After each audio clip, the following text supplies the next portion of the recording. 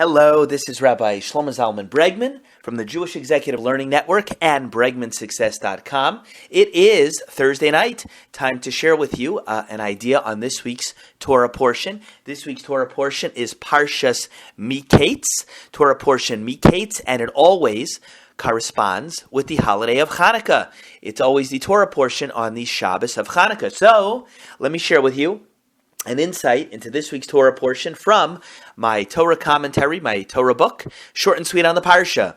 So this insight, you can find it on page 100 in the book. It's about seeing objectively and its importance in many facets of life. The verse that's going to launch us is in the book of Bereshis, the book of Genesis here, chapter 42, verse 7. The pasuk, the verse says that Yosef saw his brothers and he recognized them, but he acted like a stranger towards them. So that's the verse. Yosef saw his brothers after he had been separated from him from such a long time. He recognized them, but he acted at first, initially, certainly if you know the story, like a stranger towards them in the beginning. Okay. Now, in reference to this idea that he acted like a stranger towards them, the commentary called Targum Onkelos adds these words, that Yosef thought about what to say to them. Onkelos says, Yosef thought, what am I going to say to them? That's what he thought about, what to say to them. The question is, well, what does that mean? The verse says he acted like a stranger towards them. How does that have something to do with thinking about what to say to them? How did the two shtim together? How do they work and go together? So the commentary called the Divrei Yecheskel says a very nice answer. Says Divrei Yecheskel, Yosef understood that the reunion with his brothers was going to lead to some very big moments that would impact his destiny, their destiny, that of the brothers, and that of Klal Yisrael, the Jewish people, until the end of time. So says the Divrei Yecheskel, you can imagine that Yosef's mind and heart were flooded with all kinds of thoughts and emotions and hergeshim. That means emotions in Hebrew. I guess I said that in English, hergeshim. And and he was going to reveal himself to them, and he's been separate, and they sold him, and a whole thing.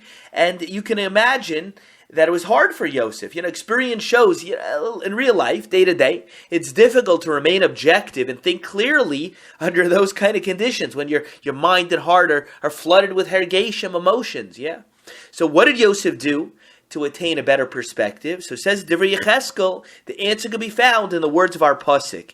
He acted like a stranger towards them. That's what Yosef did. In other words, by trying to distance himself from the situation, he could ruminate and think about what Onkelos tells us he was trying to do. And that was to think about what to say to them. It'll be much easier to figure out what to say to them from the perspective of a little bit of distance if he had acted like a stranger towards them first. So says Divrei Yecheskel, he acted like a stranger towards them. That's what the verse says, but it's in order to accomplish what Onkelos says, and that was to think about what to say to them, and to do so with wisdom and good, clean intelligence, and not just from a perspective of emotion. The need to remain as objective as possible in life, it's not just useful advice in dealing with others, but with one's own self as well. I was thinking of that connection as I wrote short and sweet on the Parsha, and over there I bring on page 101, the next page, an idea from the Meshech Chochmah in Parshas Nasoi, which you find in the book of Bamidbar. In chapter 6, verse 13 of the book of Bamidbar, much later in the Torah, we're still in the book of Genesis, though towards the end. In Parshas Naso, later on in the Torah is going to tell us that the Nazir shall bring himself. Now, if you don't know what a Nazir is, it's a little bit beyond the scope of this little audio clip to tell you what is a Nazir. But the basic idea you need to know, it's a Jew who voluntarily, according to the dictates of the Torah, accepts upon himself certain extra restrictions as a measure to increase his holiness. That's called Nazir. So the point is that the Torah says that the Nazir, and uses these words, shall bring himself. Now, the Meshech Chochmah notes, that's kind of an unusual manner of speech. It's like speaking about somebody other than himself. Normally, you would think that the Torah should say that the Nazir comes. The Nazir comes over here, the Nazir comes over there. What does it mean? The Nazir shall bring himself. It's like he's talking about somebody else. So the Meshech Chochmah explains that there's a very strong lesson to be learned over here. When a person wants to grow, when a person wants to change, it could sometimes be hard to do so because a person struggles to see himself or herself objectively. So the Torah tells us that the Nazir should view himself almost as though he's looking at somebody else. Remember, the Nazir's doing this to try to grow spiritually, but hard to see yourself objectively. So the Torah says the Nazir should treat himself like he's looking at somebody else. The Nazir shall bring himself. In other words, put some space between you and yourself, so to speak. And says the Meshech Chochmah that this methodology is going to pay rich dividends for a person and allow the person to examine where he's supposed to improve and to decide upon the proper duration for this Nazir, for his Nazirus program, because you could be a Nazir for a shorter amount of time or a longer amount of time. What's the bottom line I'm saying over here?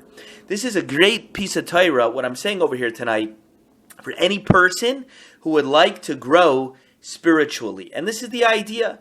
Look at yourself as objectively as possible and ask, you know what? If I saw someone or I knew someone who acted like me, how would I suggest they grow and improve?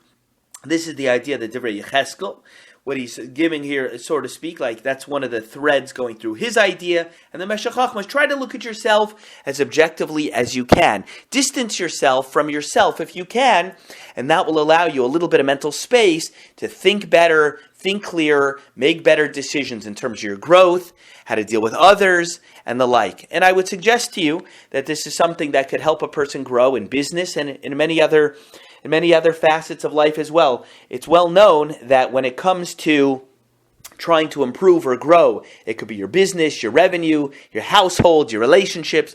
Many of us act very tactically. We're very, in Yiddish we'd say farnumen. We're very busy with what do I do next, what do I do now, what do I do now, what do I do now, what do I do now, to try to make it through the day.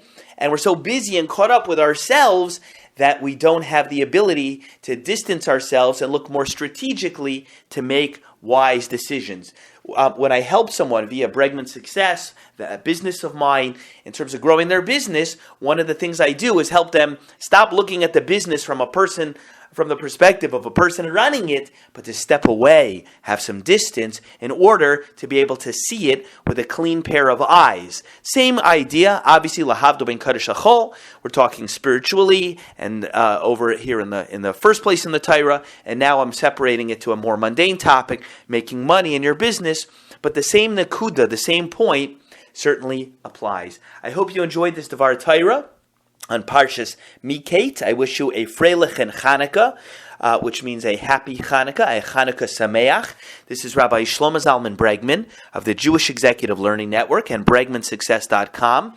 Please subscribe to this YouTube channel by clicking the red button on this page or on the page perhaps before that says subscribe, and we will continue to grow together in that fashion. Have a beautiful Shabbos. Enjoy. Bye-bye.